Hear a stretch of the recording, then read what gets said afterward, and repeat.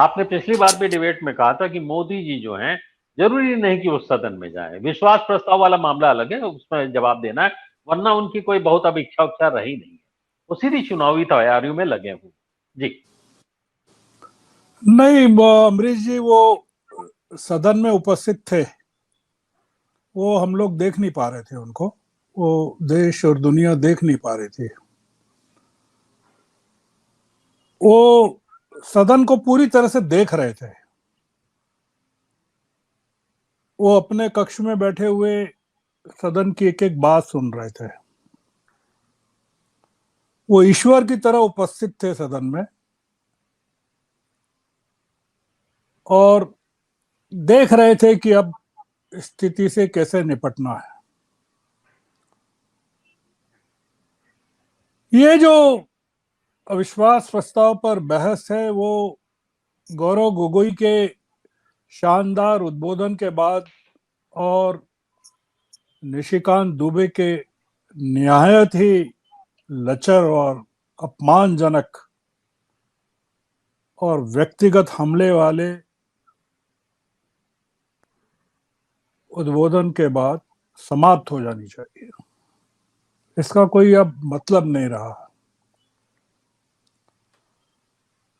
इसलिए मतलब नहीं रहा, अगर आप देखें कि जो विपक्ष की ओर से लोग बोले, कितना गरिमापूर्ण तरीके से बोले, किन बातों को उन्होंने रखा, चाहे टीएस बालू हो या सुप्रिया सुले हो या डिम्पल हो या गौरव गोगोई हो। गौरव गोगोई का जो उद्बोधन था अद्भुत था अमरीश जी,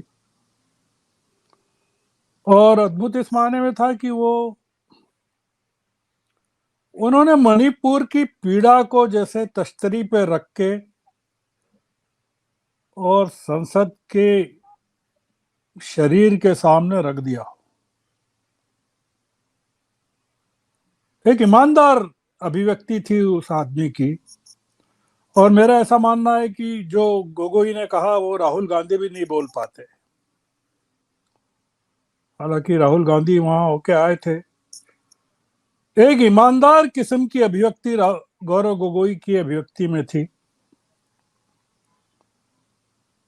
आप थोड़ा सोचिए, या देश को सोचना चाहिए कि प्रधानमंत्री क्यों नहीं उपस्थित थे।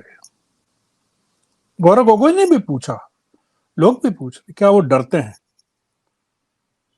गौरव गोगोई ने पूछा कि वो इसलिए नहीं गए या इसलिए नहीं बोल रहे हैं, इसके जवाब नहीं दे रहे हैं कि वो क्या कहेंगे।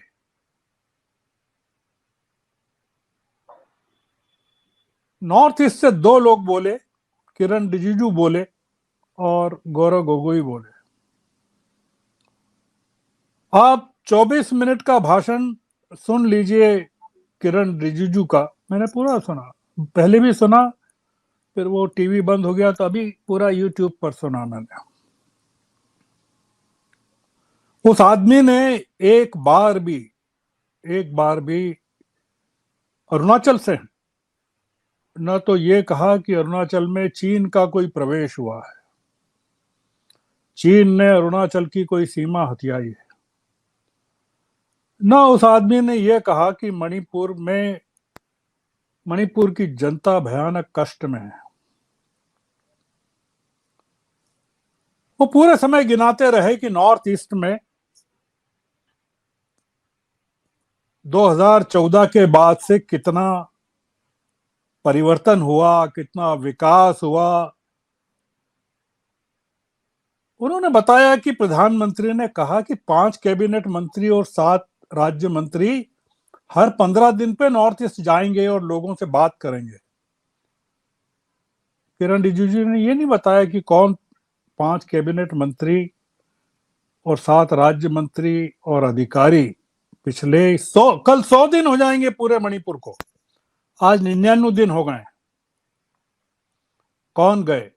किरण रिजिजू ने ये बताया कि मणिपुर जाने के लिए सिर्फ अरुणाचल से असम को पार करना पड़ता है। वो गए थे क्या? किरण रिजिजू ने बताया कि 2014 के पहले जो हुकूमत थी कांग्रेस की, 66 साल, उसने नॉर्थ ईस्ट को भगवान के भरोसे मरने के लिए छोड़ दिया था। आप सोचिए कि एक आदमी जो लॉ मिनिस्टर है था, हटाया गया जुडिशरी से कन्फ्रंटेशन के कारण। वो नॉर्थ ईस्ट के बारे में बोल रहा है, arm forces special powers act के बारे में नॉर्थ ईस्ट के विकास के बारे में बोल रहा है, पर मणिपुर के बारे में जुबान लड़खड़ा रही है उसकी बोलने से, और बता रहा है कि मणिपुर की समस्या बहुत पुरानी है, ये है वो है। आप सोचिए कि देश को सोचेगा, देश भी सोचेगा, देश भी देख रहा है। आज टीवी बंद किया गया, उसको लेकर बहुत देर तक संसद ठप रही। स्पीकर ने यहां तक जवाब दिया कि क्या उसका बटन मेरे पास नहीं है, जब पूरी बहस चल रही, पूरे देश में ये हुआ। आप मानकर चलिए कि हो सकता है 4 दिनों तक टीवी बंद रहे संसद, क्योंकि जो नेशनल मेन स्ट्रीम मीडिया है वो तो अपने फुटेजेस संसद टीवी से लेता है। बंद कर देंगे ये लोग। जब सिंधिया बोलेंगे तब चालू हो जाएगा, जब राज्यवर्धन बोलेंगे तब चालू हो जाएगा, जब स्मृति ईरानी बोलेंगी तब चालू हो जाएगा, जब सीतारमन बोलेंगी तब चालू हो जाएगा, जब अमित शाह बोलेंगे तब हो जाएगा, जब पीएम बोलेंगे तब चालू हो जाएगा। आज की जो डिबेट है अमरीश जी, उससे संकेत मिलता है कि प्रधानमंत्री को और उनके सांसदों को देश में संसदीय प्रजातंत्र की और संसद की कोड़ी भर परवाह नहीं है। उनको संसद की जरूरत ही नहीं है। देखिए, सीधी बात यह है कि प्रधानमंत्री को संसद की जरूरत ही नहीं है। हमारे एक एनालिस्ट हैं जो सरकार के बड़े नजदीक हैं, जो काफी गुणा भाग करते रहते हैं कौन जीतेगा कौन हारेगा। वो इन दिनों केवल एक ही प्रचार कर रहे हैं, दो प्रचार कर रहे हैं। एक का जिक्र करता हूं कि प्रेसिडेंशियल फॉर्म ऑफ गवर्नमेंट हो सकती है देश में।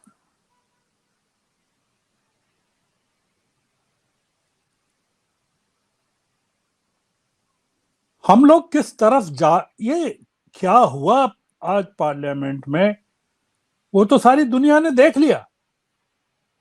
हमको चिंता ये होनी चाहिए कि ये आगे के 3 दिनों में क्या होने वाला है। और हमको ये सोचना चाहिए कि जो बात निशिकांत दुबे ने कही, सोनिया गांधी को लेकर जो कही, रॉबर्ट वाड्रा को लेकर, रॉबर्ट वाड्रा जो आदमी सदन में उपस्थित नहीं है उसके बारे में कही, ऑब्जेक्शन भी लिया गया। आप निशिकांत दुबे के भाषण में ढूंढ सकते हैं कि प्रधानमंत्री क्या कहने वाले हैं। आपको प्रधानमंत्री को सुनने की जरूरत नहीं है, अब देश को भी सुनने की जरूरत नहीं।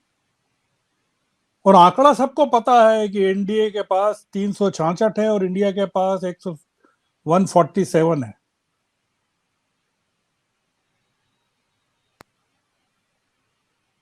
सवाल केवल यह है कि इस अविश्वास प्रस्ताव के बाद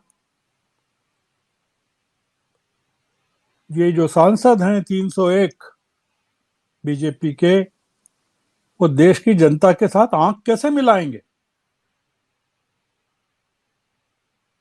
और नॉर्थ ईस्ट जिसके बारे में किरण रिजिजू इतना गुणगान कर रहे हैं, मणिपुर की जनता से, मणिपुर के नागरिकों से, मिजोरम के नागरिकों से, नागालैंड के लोगों से, कैसे आंख मिलाएंगे?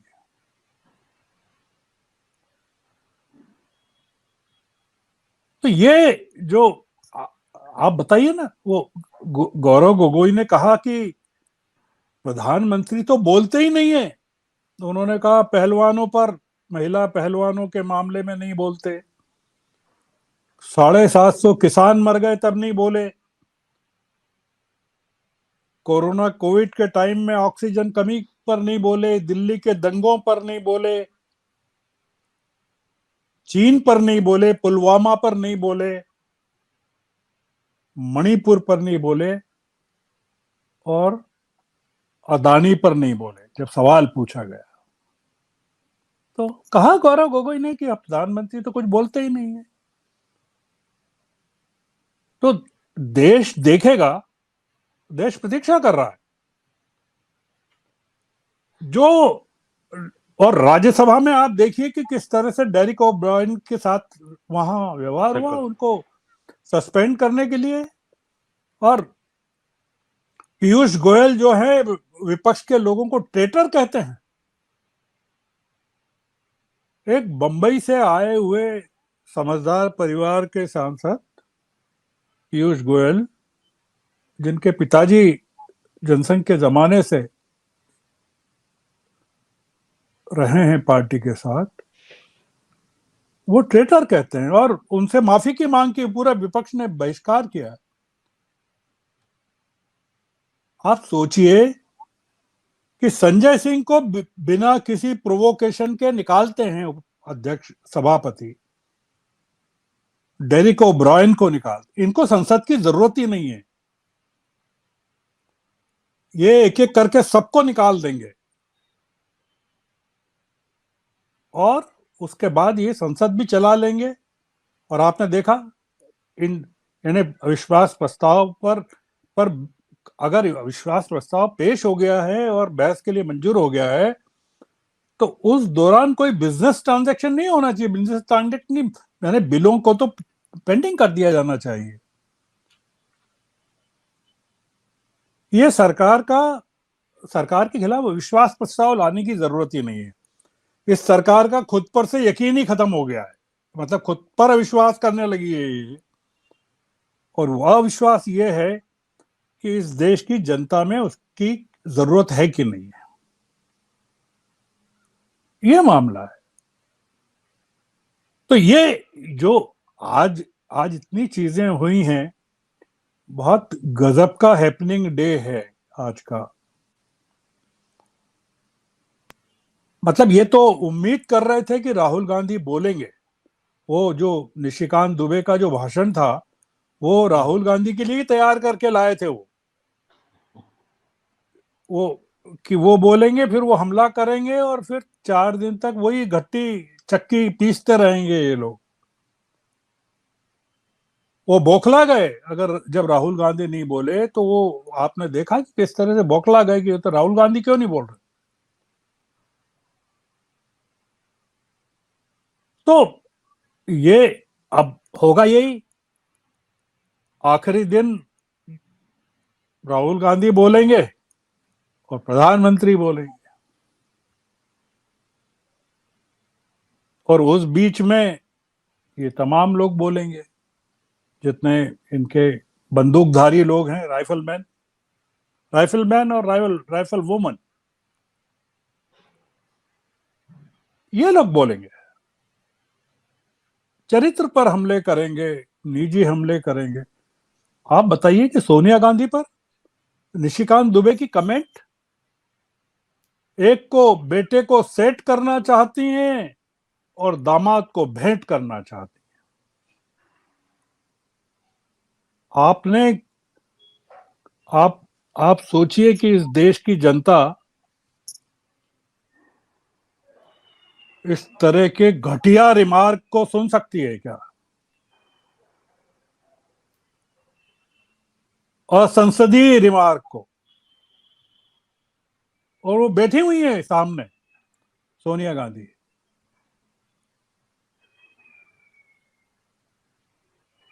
और स्पीकर, और वो जो मंत्री हैं महाराष्ट्र से, जो मैं नाम नहीं लेना चाहता, वो कहते हैं मैं तेरी औकात निकाल दूंगा। सुना मैंने भी उस आप सुन रहे हैं क्या हो रहा है। और वो निशिकांत बोल रहे हैं तो उनके पीछे जो सांसद बैठे हैं वो हंस रहे हैं, मुस्कुरा रहे हैं, जैसे कोई मुशायरा और कवि सम्मेलन चल रहा हो।